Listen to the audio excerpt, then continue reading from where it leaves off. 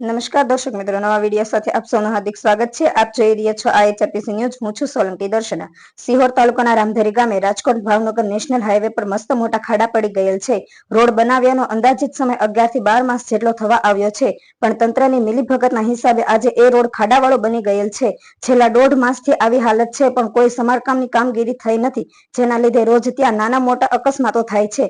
લોકોને ઘણી મુશ્કેલીઓ સામનો કરવો પડે છે। આજ રોજ આમ આદમી પાર્ટી યુવા કાર્યકર્તા કિરણ સોલંકી, સંજયભાઈ મકવાણા તથા તેમની સાથે ગામના લોકો ખાડા પૂરવાનું કાર્ય જાતે જ કરવા લાગ્યા છે, જેનાથી અકસ્માત થતા અટકી શકે છે। જેના કાર્યને જોઈને IHRPC ન્યૂઝના પત્રકાર જીતેન્દ્ર સોલંકી દ્વારા તેમના આ કામને જોઈ તંત્ર પાસે જલ્દી સમારકામ માટે રજૂઆત કરવામાં આવી હતી।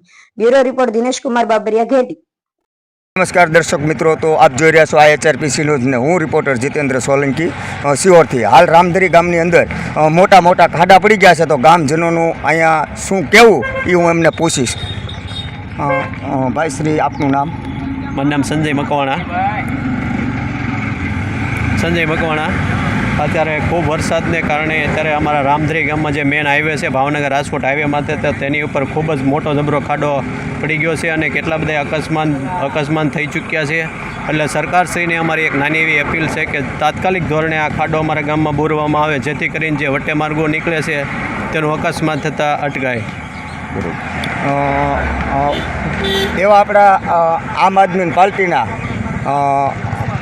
સભ્ય હોય તો કાર્યકર્તા, તો એમને પણ હું પૂછી કે ભાઈ આપ શું કહેવા માંગો છો? હવે આ ભાવનગર રાજકોટ નેશનલ હાઈવે અંદાજિત સમય 11 થી 12 મહિના થયા છે, પણ આ તંત્રની બેદરકારીના લીધે રસ્તો તમે જોઈ રહ્યા છો, અત્યારે ખાડા પડી ગયા છે, જેના લીધે ઘણા અકસ્માત થાય છે।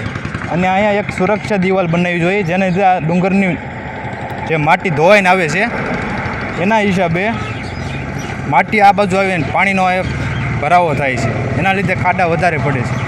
પણ તંત્ર દ્વારા ઘણા અહીંથી મંત્રી, MLA, MP બધા નીકળે છે, પણ કોઈને કાંઈ છે નહીં, પોતાના ઘરનું કરવું છે।